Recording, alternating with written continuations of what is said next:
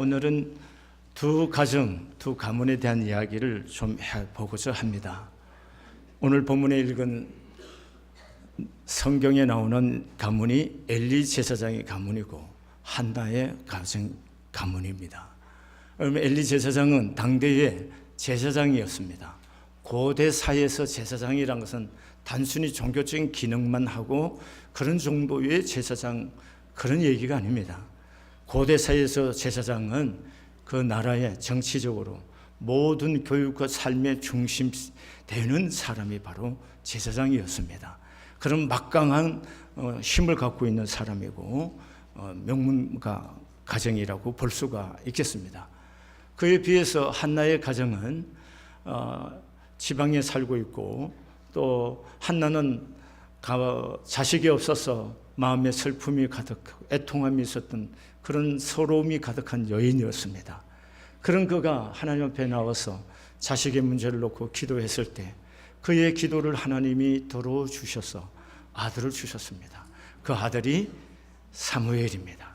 이 사무엘은 이스라엘의 새로운 역사, 여러분 왕이 없어서 제 소견대로 살던 그 민족에게 새로운 왕도를 열어가는 그 새로운 길목을, 역사를 만들어낸 사람이 바로 사무엘입니다. 이렇게 평범하고 또 보잘것도 없는 그런 여인을 통해서 하나님께서 새로운 인물로 아들을 주셨고 그 역사를 만들어가는 것을 볼 수가 있습니다. 우리는 지금 옛날엔 우리나라도 개천에서 용난다고 그랬는데 요즘은 개천에서 용난 시대가 아니다고 그렇게 말합니다. 일반적으로 보면 그렇습니다. 그렇지만 믿는 우리들에게는 그 말이 우리의 올무가 되지 않기를 바랍니다. 왜냐하면 하나님 안에서는 개천에서 용나는 지금도 개천에서 용이 날 수가 있습니다. 그리고 용나는 것을 바라보면서 우리의 삶을 경주해 갈 수 있기를 소원합니다. 여러분, 오늘 엘리 제사장은 사장에 가면은 오늘 본문에서도 내 두 아들이 한날에 죽을 것에 대해서 예언을 하셨습니다. 하나님 말씀 경고를 했어요. 그런데 사장에 가면 실제로 한날에 엘리의 두 아들 비느하스와 두 아들이 동시에 죽는 것을, 홈리와 비느하스가 동시에 전쟁터에서 죽습니다. 또 아들 홈리와 비느하스만 죽는 것이 아니고 엘리도 그 슬픈 소식을 듣고 몸이 노인네가 되어서 의자에 앉았다가 비둔해갖고 쓰러져서 목이 부러져서 죽었다, 그렇게 말했습니다. 그 비극은 거기서 끝나지 않습니다. 어떤 말을 하느냐, 그의 자부가 아기를 임신했는데 아기를 그 충격에서 낳았어요. 난산을 해서 낳았는데 이 산모는 죽게 됩니다. 그 산모가 죽으면서 자기 아들의 이름을 무엇이라서는 이가봇이라 지었습니다. 하나님의 영광이 떠났다, 이렇게 지은 거예요. 여러분, 하나님께서 애굽에서 데리고 나올 때 그 가정과 그 가문을 선택해서 이스라엘의 제사를 침례하는 제사장의 가정으로 가문으로 세워주셔서 이게 너에게 얼마나 크냐 주님이 말씀하십니다. 그런데 이 영광스러운 직분이 이제 너희 집에서 떠나고 너희가 망할 것이다. 여러분, 망하는 정도가 어느 정도냐, 2장 마지막 30절 31절에 가면은 이렇게 말을 하는 겁니다. 31절에 보라, 내가 내 팔과 내 조상의 집 팔을 끊어 내 집에 노인이 하나도 없게 하는 날이 이를지라. 이스라엘에게 모든 복을 내리는 중에 너는 내 처소의 한란을 볼 것이요 내 집에 영원토록 노인이 없을 것이며 내 제단에서 내가 끊어버리지 아니할 내 사람이 내 눈을 세잔하게 하고 내 마음을 슬프게 할 것이요 내 집에서 출산되는 모든 자가 젊어서 죽으리라 그랬습니다. 엘리 가문의 모든 자손들까지도 노인이 없고 젊어서 죽겠다, 이렇게 하나님께서 말씀하셨습니다. 이렇게 영광스럽고 존귀하게 부르심을 받고 하나님의 은혜를 입고 복을 받은 명문가의 가정인 엘리 제사장의 가문이 왜 이렇게 몰락을 해가고 늙은이가 없고 젊은이 때 모든 남자들이 죽임을 당하는 이 비극, 이 저주를 받았냐는 거예요. 이게 중요하지 않습니까? 그 이유가 뭐냐는 거예요. 자, 그 불행의 시작은 이런 겁니다. 사무엘상 오늘 2장 29절의 말씀 한번 보시기를 바랍니다. 너희는 어찌하여 내가 내 처소에서 명령한 내 제물과 예물을 밟으며 내 아들들을 나보다 더 중히 여겨 내 백성 이스라엘이 드리는 가장 좋은 것으로 너희들을 살찌게 하느냐, 이렇게 말합니다. 두 가지 죄를 여기서 말하는 거예요. 하나는 뭐냐? 하나님께 드리는 제사와 예물을 밟았다는 거고, 또 하나는 내가 내 아들을 하나님보다도 더 중히 여겼다, 이렇게 말하는 겁니다. 그럼 이 구체적인 얘기를 14절에서 이렇게 말합니다. 2장 14절의 말씀에 보면은 그것으로 냄비에나 소재나 큰 소재나 가마에 찔러 넣어 갈고리에 걸러 나오는 것은 제사장이 자기 것으로 가지되 실로에서 그곳에 온 모든 이스라엘 사람에게 이같이 할 뿐이 아니라 기름을 태우기 전에도 제사장의 사원이 와서 제사 드리는 사람에게 이르기를 제사장에게 구워드릴 고기를 내라. 그가 내게 삶은 고기를 원하지 아니하고 그 날 것을 원한다 하라. 무슨 얘기냐면 제물을, 하나님께 드릴 제물을 가로채는 이 도둑질을 하고 있다는 것이고, 17절은 제사를 멸시했다는 거고, 그래서 오늘 12절의 말씀에 보면 엘리의 아들들은 행실이 나빠 여호와를 알지 못하느니라, 이렇게 말합니다. 여기 행실이 나쁘다는 말은 불량자란 말이고, 이 불량자란 말은 벨리알이라고 그러는데, 다른 말로 표현하면 사악한, 나쁜, 쓸모없는, 가치 없는 그런 뜻을 갖고 있습니다. 다시 말하면 사람으로서, 제사장으로서 가치가 없고 쓸모가 없는 그런 사람들이라고 오늘 성경이 정언합니다. 누가? 홈리와 피느하스가. 여러분, 또한 오늘 이들에 대해서 말씀합니다. 여호와를 알지 못하고, 12절의 말씀, 행실이 나빠 여호와를 알지 못하더라, 이렇게 말합니다. 여호와를 알지 못한다, 이 말이 되는 겁니까? 제사장이 여호와를 모른다. 어떻게 제사를 집례한 사람이, 하나님 앞에 세움받은 사람이 여호와를 알지 못하는 겁니까? 여기 알지를 못한다는 말은 말씀을 식별할 능력이 없다는 겁니다. 말씀을 분별하지 못한다는 것. 또 한 가지는 깨달을 수 있는 힘이 없다는 것. 하나님의 말씀을 깨닫고 반응할 줄 모르는 그런 사람이라는. 그래서 하나님을 알지 못한다. 오늘 왜 이 사람들이 이렇게 큰 죄를 저질렀어요? 하나님에 대한 무지 때문인 겁니다. 하나님에 대한 진정한 지식이 없고 무지하기 때문에 이들이 죄를 범한 겁니다. 제사장이 하나님을 모른다는 거, 이거 상상이나 할 수 있는 겁니까? 이들은 아침 저녁으로 하나님의 전에 나가서 제사를 집례했던 사람들입니다. 이런 사람들이 하나님을 모른다는 겁니다. 그러면 그들이 드린 제사라는 것은 뭘까요? 가서 마음에 없는 종교 예식만 행한 겁니다. 요즘 말하면은 주일날 교회 와서 예배 안 드리면 끌쩍지근해. 그래서 교회 와서 예배 드리고 가는 거야. 근데 드린 것과 상관없어. 내가 여기 왔다 가는 게 중요해. 여러분, 이런 예배를 얘기하는 겁니다. 그러니까 뭐가 없냐? 하나님을 알지를 못한다는 거예요. 하나님에 대한 무지를 얘기하는 겁니다. 자, 하루 종일 성전에서 봉사한 사람입니다. 예배를 집례한 사람이에요. 근데 하나님 알지를 못한다는 거예요. 우리가 여기서 중요하게 생각해야 할 것이 있어요. 특별히 한국 교회 그리스도인들이. 왜냐하면 봉사를 즐겨요. 교회를 선택하는 기준이 이곳에 와서 봉사할 수 있나 없나를 보는 거예요. 교회는 봉사하는 곳이 아니에요. 여러분, 봉사는 세상에서 얼마든지 봉사해요. 그런 즐거움으로 교회에 와서 신앙생활을 한 것 아니라는 겁니다. 교회는 하나님을 아는 거예요. 하나님을 사랑하는 거예요. 그 하나님을 믿는 거예요. 그 하나님을 아는 하나님 앞에 온 마음을 내서 예배하는 거예요. 그래서 하나님의 은혜가 임해야 돼요. 하나님을 사랑하는 마음이 불같이 일어나야 돼요. 그래서 그 하나님을 위해서 내 자신을 드리고 또 숨기는 거예요. 그러다 보니까 아무리 숨겨도 거기에 불평이 없어요. 봉사를 즐기는 사람은 조금만 봉사하고 나면은 자기가 과시돼, 자기를 나타내는 거예요. 하나님 앞에 예배를 통해서 은혜를 입고 그 은혜 안에서 그 사랑 안에 붙잡힘 받아서 봉사하는 사람은 불평이 없는 거예요. 나 같은 사람이 쓰임 받는다는 거, 이거 자체가 너무나 고맙고 감사한 거예요. 오늘 우리의 예배는 어떤 겁니까? 여기 종교 행사하고 갑니까? 여기 의자만 따뜻하게 대표고 가는 분들이십니까? 여러분 그렇게 해서는 그리스도 안에서 여러분의 삶에 하나님의 은혜와 축복이 임할 수가 없습니다. 여러분 오늘 엘리 제사장 홈리와 비느하스는 하나님 앞에 종교 행사를 흉내내는 그런 봉사자들이었어요. 진정한 예배, 진정한 제사를 집례하라고 그곳에 임하시는 성령 하나님의 임재를 경험하며 그 백성을 위해서 진정으로 충부한 제사장들이 아니었다는 거예요. 왜? 하나님을 알지 못했어. 하나님을 알지를 못한다는 겁니다. 하나님을 알지를 못하기 때문에 하나님을 두려워하지 않았던 거예요. 하나님을 알지 못하기 때문에 그들은 하나님 앞에 떨림으로 예배를, 제사를 집례할 수가 없었던 거예요. 그렇기 때문에 그들은 믿음이 없었고 무례했고 교만하고, 그리고 그들은 뭐예요?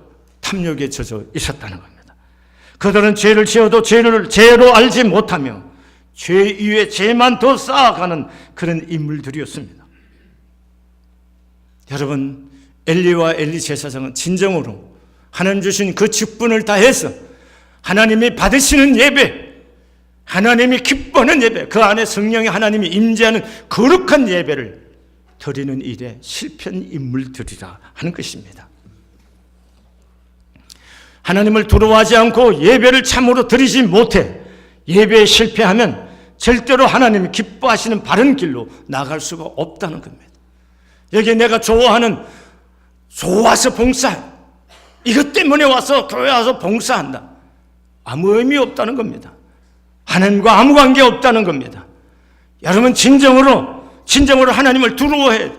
하나님이 살아계시고 상 주시는 하나님이신 것을 아셔야 되고, 심판주 되시는 하나님을 두렵고 떨림으로 나와서 예배할 수 있는 그런 사람들에게 성령 하나님의 은혜가 임하고 그와 그의 자손들의 삶 속에 하나님이 하신 일을 보게 될 줄로 믿습니다. 왜냐하면요, 왜 예배가 그렇게 중요하냐 하면은 예배는 하나님을 만나는 거예요. 여기 그냥 와서 내가 어떤 좋아하는 거 한번 하고 봉사하고 이게 섬겨주고 그런 얘기하는 거 아닙니다. 여러분 봉사 안 해도 괜찮아요. 주일날 와서 참 예배를 드리는 사람이 필요한 거예요. 그 사람이 하나님 앞에 은혜를 입는 겁니다. 그럼 예배가 뭐냐는 거예요. 하나님을 만나는 겁니다. 여러분 하나님을 만나기 위해서 토요일부터 여러분들의 마음을 준비했습니까? 예전에 우리 신앙의 선배들은 한 주간 동안 주일 예배를 드리기 위해서 준비하며 살았습니다. 특별히 토요일이 되면은 내일 온 예배를 마음을 쏟아 예배하기 위해서 몸과 마음과 예물을 준비했습니다. 기억나십니까? 지금처럼 신권이 나오던 시대가 아닙니다. 그때 드리는 예물을 뭐예요? 다름질을 하고, 그래서 미리 성경 속에 꼽아서 준비해서 설레이는 마음으로 그렇게 와서 예배를 드렸어요. 그래서 그 하나님을 경험하고 만나는 사람들이었어요. 요즘은 돈 한 푼도 찔찔매, 찌질하기는 보통 찌질한 거 아니에요. 응? 여러분 그런 심보 갖고 복 못 받습니다.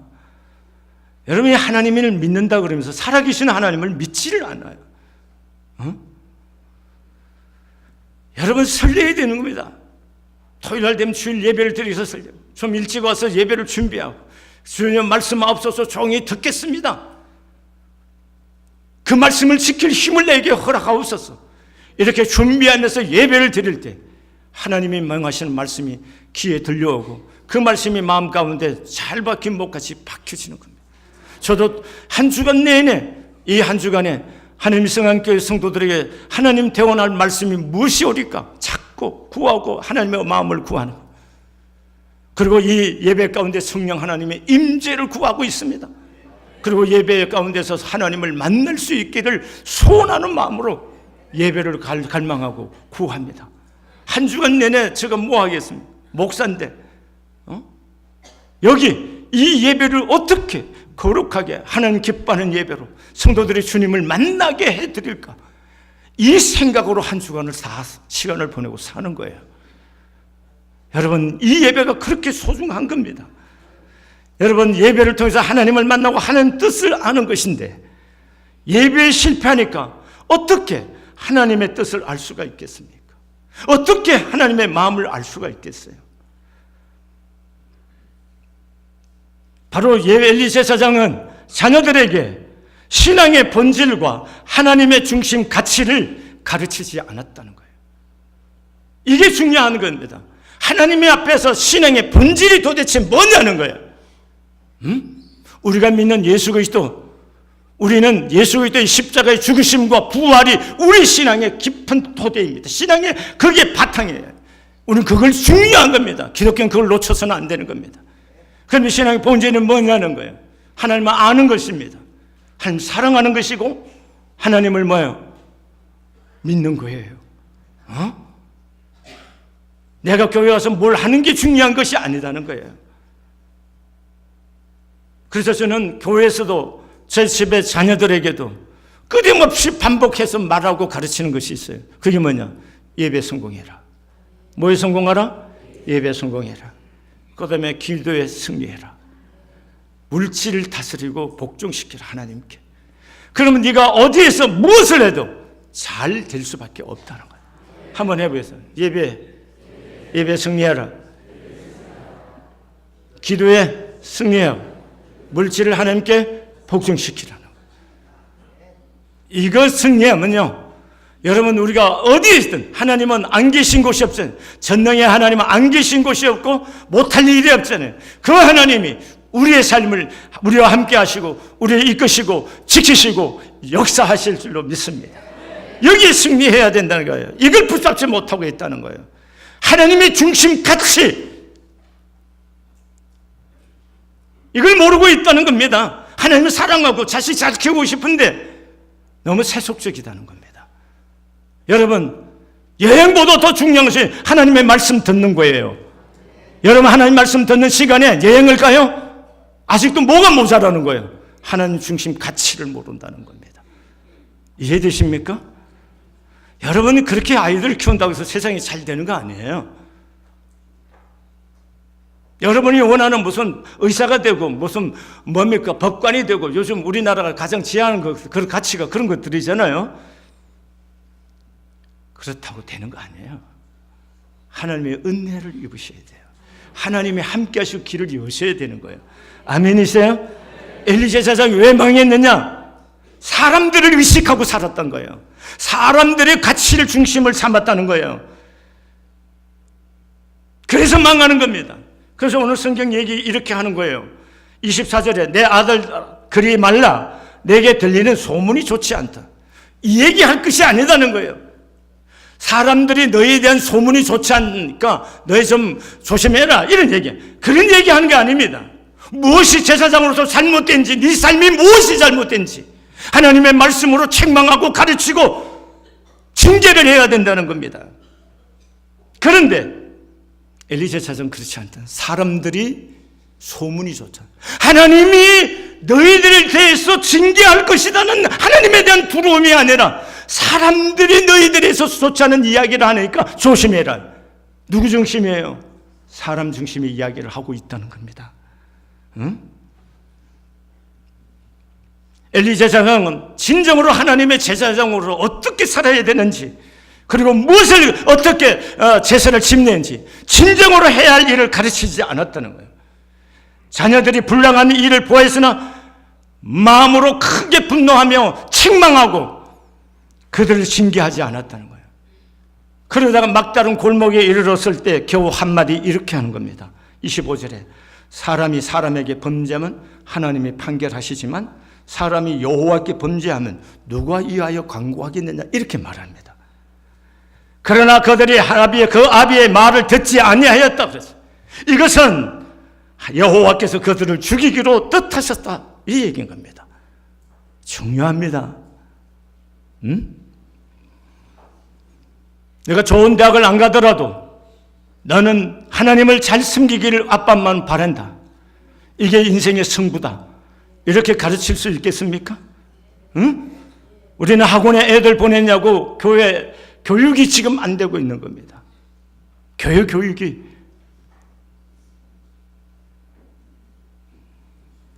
네가 조금 더 우리가 기대한 것보다 좀 덜 좋은 대학을 가도 좋다.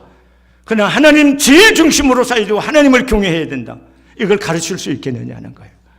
그래야 네 인생이 잘 되고 하나님 너에게 복 주시고 너의 길을 이끄신다. 믿으십니까?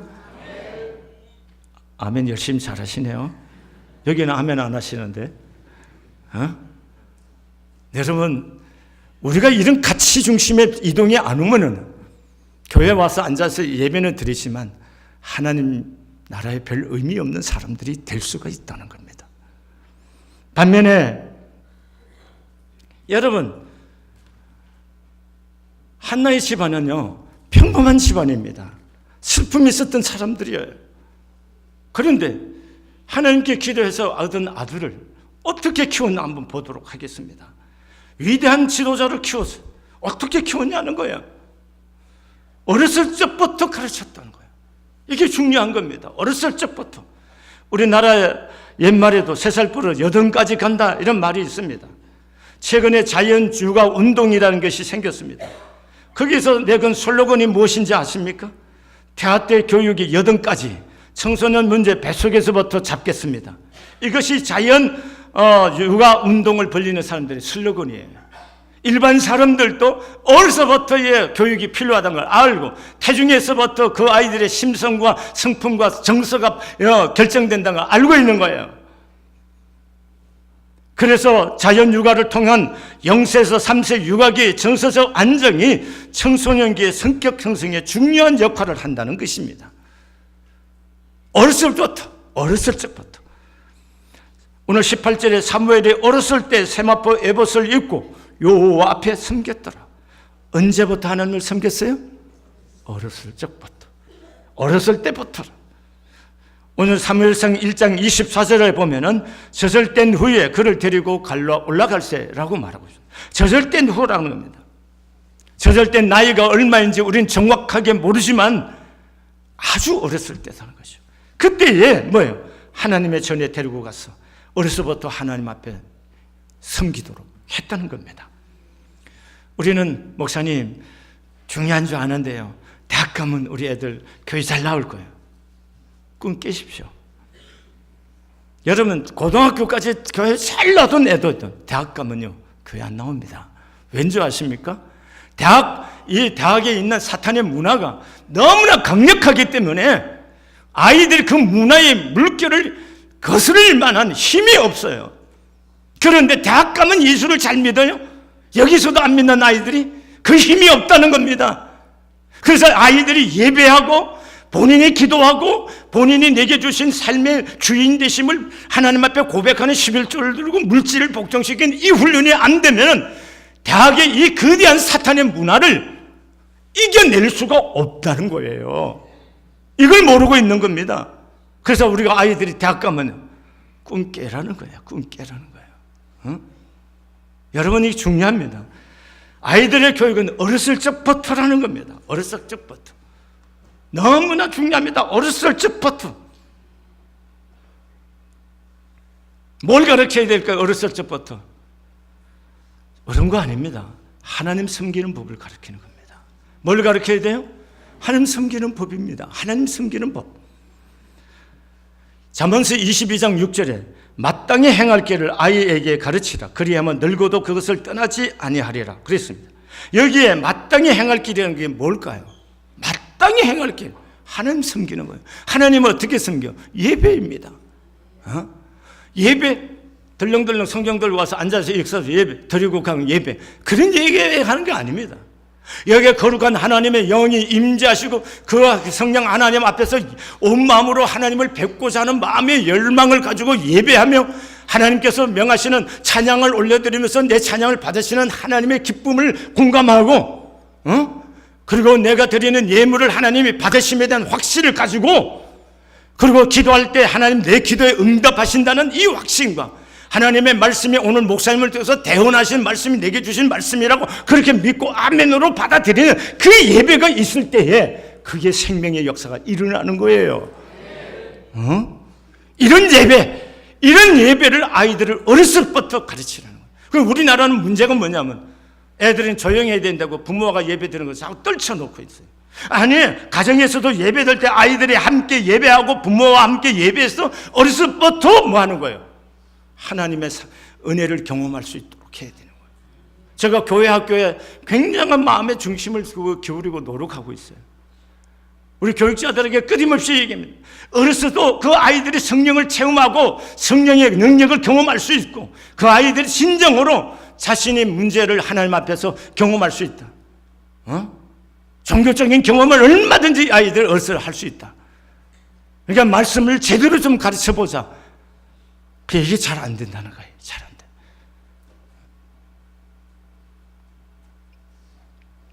하나님 말씀 가르칩시다.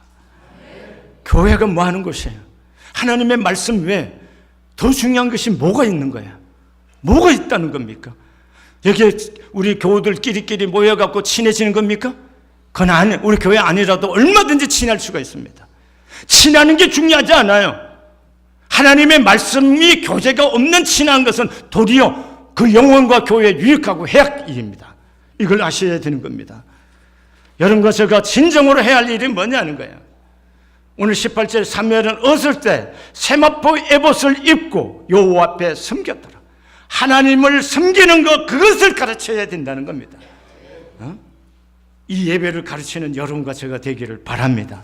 그리고 여러분과 제가 진정한 참 예배자가 될 수 있기를 바랍니다. 그래서 아이들 가르칠 최우선순위가 예배라는 것을 가르쳐야 됩니다. 21절 아이 사무엘은 여호와 앞에서 자라니라. 여호와 앞에서 자란다는 겁니다. 하나님 앞에서 예배하면서. 그 아이가 무슨 놀 곳이 없어서 그 앞에서 뭡니까? 뛰어노는 겁니까? 그런 얘기하는 거 아니지 않습니까?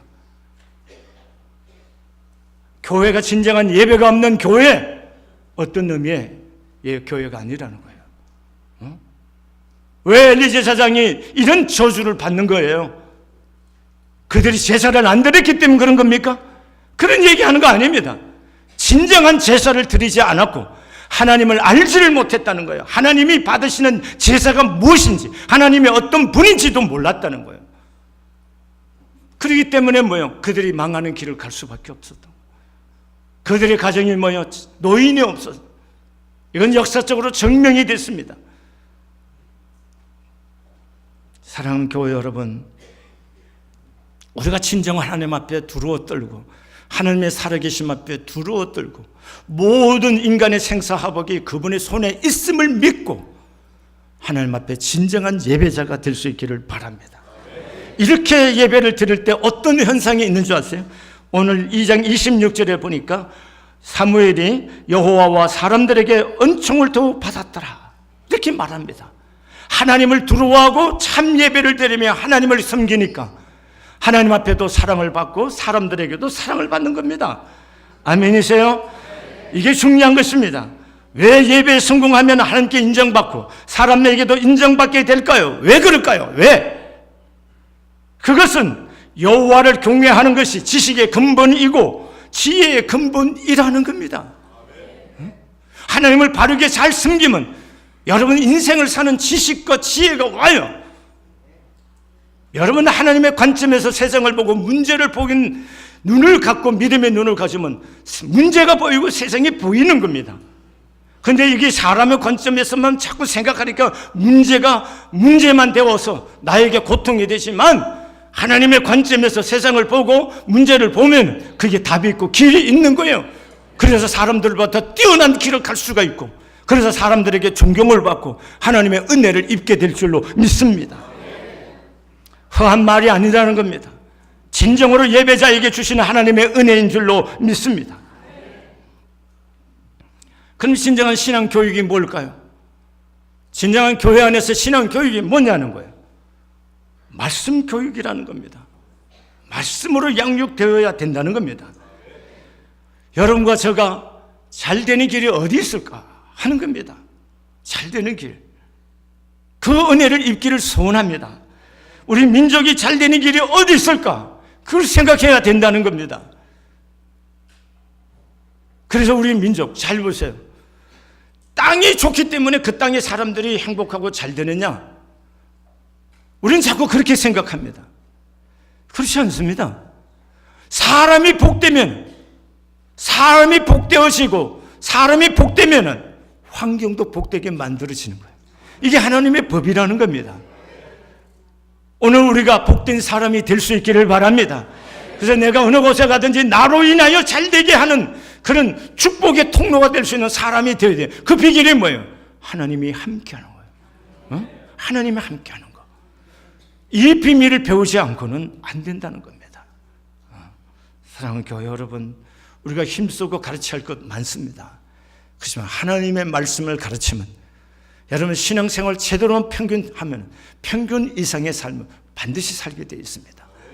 여러분 신명기 6장 6절과 7절에 이렇게 말합니다. 오늘날 내가 네게 명하는 이 말씀을 너는 마음에 새기고 내 자녀에게 부지런히 가르치며 집에 앉았을 때에든지 길에 행할 때에든지 누웠을 때에든지 일어날 때에든지 이 말씀을 강론할 것이며. 말씀을 가르쳐야 돼요. 제가 어쩌면 천국 가서도 하고 싶은 일이 있다면 교육입니다.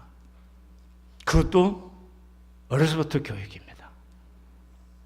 내가 학교를 짓고 싶다는 게 우리 집사님 한 분이 얼마면 짓냐 그래서 내가 저 동남아시아는 한 1억 5천원을 짓는다 그러니 1억 5천만 원 갖고 오셨어요. 지금 아직 학교를 짓지 못하고 있지만 하고 싶은 거예요. 왠지 아세요? 그게 사는 길이기 때문에 그렇습니다.